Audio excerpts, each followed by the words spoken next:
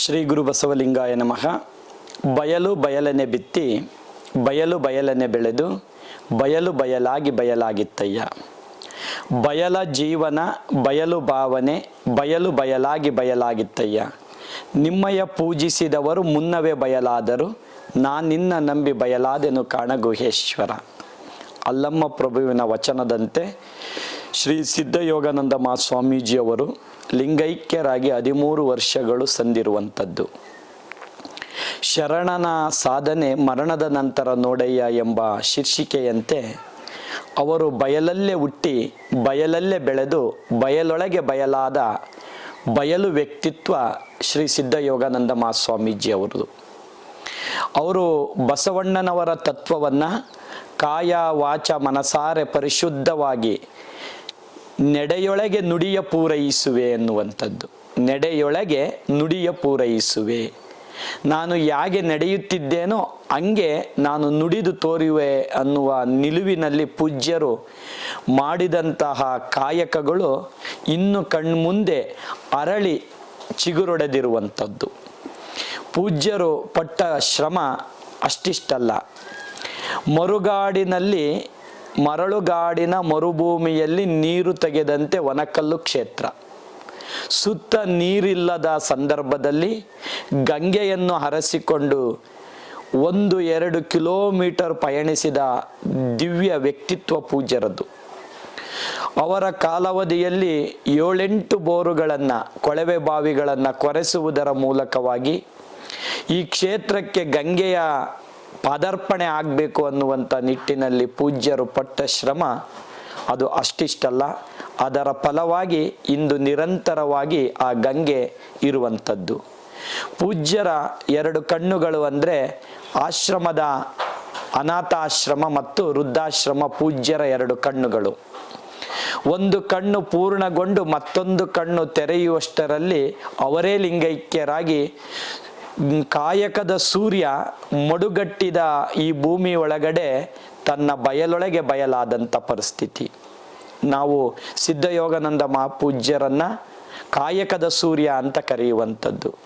ಅನೇಕ ಇವತ್ತು ಏನು ಅಂಬೇಡ್ಕರ್ ಅವರನ್ನ ಜ್ಞಾನದ ಸೂರ್ಯ ಅಂತ ಕರೆಯುವಂತೆ ಕಾಯಕ ಯೋಗಿ ಸಿದ್ಧಯೋಗಾನಂದ ಪೂಜ್ಯರನ್ನ ಕಾಯಕದ ಸೂರ್ಯ, ತಾಯಿ ತಂದೆಯ ಪ್ರೀತಿ ತೋರುವಂತಹ ಕರುಳು ಹೃದಯ ಅನ್ನುವಂಥದ್ದು. ಪೂಜ್ಯರು ಅವರು ಅಂದುಕೊಂಡಂಥ ಎಲ್ಲ ಕಾರ್ಯಗಳನ್ನು ಕಾಯ ವಾಚ ಮನಸಾರೆ ಈ ನೆಲಕ್ಕೆ, ಈ ಮಠಕ್ಕೆ ತನ್ನನ್ನು ತಾನು ಅರ್ಪಣೆ ಮಾಡಿ ಸೂರ್ಯ ಅಸ್ತಂಗತನಾದ ರೀತಿಯಲ್ಲಿ ಅಸ್ತಂಗತರಾದಂಥದ್ದು. ಪೂಜ್ಯರ ಒಂದು ಆಸೆ ಏನಪ್ಪ ಅಂದರೆ ಈ ಕ್ಷೇತ್ರ ಸರ್ವರನ್ನ ಆಕರ್ಷಿಸುವಂತೆ. ಅವರೊಂದು ಕಡೆ ಬರೆದಿಟ್ಟಿರೋದೊಂದು ಚೀಟಿ ನನಗೆ ಸಿಕ್ಕಿತ್ತು. ಸಿದ್ಧಗಂಗಾ ಮಠದಲ್ಲಿ ವಿದ್ಯಾರ್ಥಿಗಳು ಇರುವಂತೆ, ಮಂತ್ರಾಲಯದಲ್ಲಿ ನಿತ್ಯ ಮಂತ್ರಗಳು ಪಠಿಸುವಂತೆ, ಆದಿಚುಂಚನಗಿರಿ ಮಠದ ವಿಕಾಸ ಯಾಗೊಂಡಿದೆಯೋ ಆ ರೀತಿ ನಮ್ಮ ಮಠ ಆಗಬೇಕು ಅನ್ನುವಂಥ ದಿವ್ಯ ದೃಷ್ಟಿ, ದೂರದೃಷ್ಟಿ ಇವತ್ತು ಈ ಮಠದ ಏಳಿಗೆಗೋಸ್ಕರ ತಮ್ಮನ್ನು ಅರ್ಪಣೆ ಮಾಡಿಕೊಂಡು ಪೂಜ್ಯರು ಒಂದು ಸಣ್ಣ ಉದಾಹರಣೆ ಅಂದರೆ ಬೆಟ್ಟದ ಮೇಲೆ ಒಂದು ಧ್ಯಾನ ಮಂದಿರ ಇದೆ. ಅದಕ್ಕೆ ಒಬ್ಬ ಇಂಜಿನಿಯರನ್ನು ಕೇಳಿದಂಥ ಸಂದರ್ಭದಲ್ಲಿ ಆತನ ಕೈಲಿ ಸ್ಕೆಚ್ ಮಾಡೋಕ್ಕಾಗಿರಲಿಲ್ಲ. ಪೂಜ್ಯರೇ ಸ್ಕೆಚ್ ಮಾಡಿ ಪಾಯ ಮಾಡಿ ಅದನ್ನು ನಿರ್ಮಿಸಿ ಇವತ್ತು ಮಠದ ಹೆಗ್ಗುರುತು ಆಗಿರುವಂಥದ್ದು.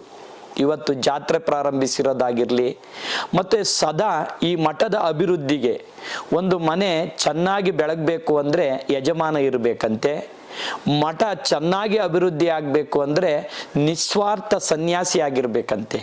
ಅವರು ಬುದ್ಧನ ಥರ ಸಂಸಾರವನ್ನು ಒದ್ದು ಎದ್ದು ಬಂದು ದೀನತ್ವವನ್ನು ಸಾಧಿಸಿದಂಥವರು, ಸಮ್ಯಜ್ಞಾನವನ್ನು ಕಾಯಕದ ಮೂಲಕ ಈ ಸಮಾಜಕ್ಕೆ ತೋರಿಸಿದಂಥವರು, ಬುದ್ಧ ಬಸವ ಅಂಬೇಡ್ಕರ್ ಅವರ ಸಮಚಿತ್ತದ ತತ್ವವನ್ನು ವಿಕಾಸಗೊಳಿಸಿ 3-4 ತಲೆಮಾರುಗಳಿಗೆ ತನ್ನ ಹೆಜ್ಜೆ ಗುರುತುಗಳು ವೇದಗಳು ಪಲ್ಲವಿಸುವಂತೆ ಈ ಕ್ಷೇತ್ರದ ಗಟ್ಟಿ ಹೆಜ್ಜೆಯನ್ನು ಮೂಡಿಸಿದಂಥವರು ಶ್ರೀ ಸಿದ್ಧಯೋಗಾನಂದ ಪೂಜ್ಯರು.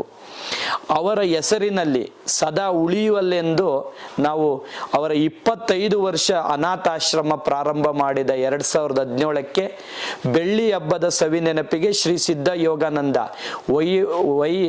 ಶ್ರೀ SSYS ಅನಾಥ ಮಕ್ಕಳ ವಿಕಾಸ ಮಂದಿರ ಅನ್ನುವಂಥದ್ದನ್ನು ನಿರ್ಮಿಸಿ ಅವರಿಗೆ ಅರ್ಪಣೆಯನ್ನ ಮಾಡಿರುವಂಥದ್ದು. ಸಿದ್ಧಯೋಗಾನಂದ ಶ್ರೀಗಳ ದಾಸೋಹ ಭವನವನ್ನ ಅವರಿಗೆ ಅರ್ಪಣೆ ಮಾಡಿರುವಂಥದ್ದು. ಅಷ್ಟೇ ಅಲ್ಲ, ಅವರು ಬಿಟ್ಟು ಹೋದ ಎಲ್ಲ ಕೆಲಸಗಳನ್ನು ಪೂರ್ಣಗೊಳಿಸುವುದರ ಮೂಲಕವಾಗಿ ಒಬ್ಬ ಗುರುವಿಗೆ ಶಿಷ್ಯ ನೀಡುವ ಕಾಣಿಕೆ ಏನೆಂದರೆ, ತಾನು ನಡೆದು ಬಂದ ಹಾದಿಯಲ್ಲಿ ಹೆಜ್ಜೆಯ ಮೇಲೆ ಹೆಜ್ಜೆಯನ್ನಿಡುತ್ತಾ ಯಾವ ಅಂಗನ್ನ ಇಟ್ಟುಕೊಳ್ಳದೆ, ಯಾರ ಭಯವಿಲ್ಲದೆ ನೇರ ದಿಟ್ಟ ನಿರಂತರವಾಗಿ ಗುರುವಿನಂತೆ ಶಿಷ್ಯ ಸಾಗಿದಾಗ ಮಾತ್ರ ಅದು ಒಂದು ಭವ್ಯವಾದ, ದಿವ್ಯವಾದ ಮತ್ತು ಭವಿಷ್ಯತ್ತಿನಲ್ಲಿಯೂ ಸಹ ಉಜ್ವಲಿಸುವಂತಹ ಕಾರ್ಯವನ್ನ ಮಾಡಲು ಪ್ರೇರೇಪಿಸಿದಂಥವರು ಸಿದ್ಧಯೋಗಾನಂದ ಪೂಜ್ಯರು.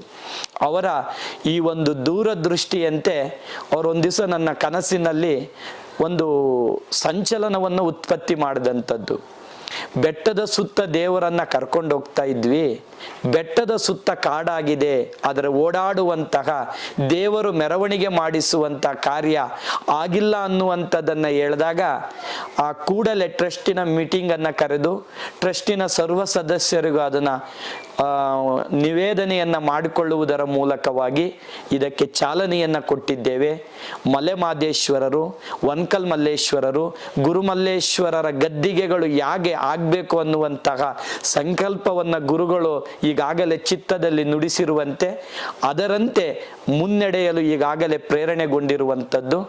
ಕಾಯ ವಾಚ ಮನಸಾರೆ ಈ ಆಶ್ರಮಕ್ಕೋಸ್ಕರ ಒಂದು ಕಡೆ ಕಾಯಕ, ಅನ್ನ, ಹರಿವು, ಆಶ್ರಯ ಈ ಒಟ್ಟಿಗೆ ಈ ಆಶ್ರಮ ಬೆಳಗ್ತಾ ಇದೆ. ಎಲ್ಲರ ಶ್ರಮದ ಫಲವಾಗಿ ಈ ಮಠ ಒಂದು ಗೊಂಚಲಾಗ್ತಾ ಇರುವಂಥದ್ದು ಖುಷಿ ಸಂತೋಷವನ್ನ ತಂದಿರುವಂಥದ್ದು. ಇದಕ್ಕೆಲ್ಲವಕ್ಕೂ ಪೂಜ್ಯರ ಒಂದು ತ್ಯಾಗಾರ್ಪಣವಾದಂಥ ಮನಸ್ಥಿತಿ, ಅವರು ಪಟ್ಟಂತ ಶ್ರಮ ಇವತ್ತು ಪ್ರತಿಯೊಂದು ಕಲ್ಲು, ಪ್ರತಿಯೊಂದು ಮರ, ಪ್ರತಿಯೊಂದು ಗಿಡ ಹೆಸರನ್ನ ಹೇಳಿ ಮತ್ತೆ ಮರುಧ್ವನಿಸುವಂತಹ ಧ್ವನಿ ಈ ಕ್ಷೇತ್ರ ಆಗಿದೆ.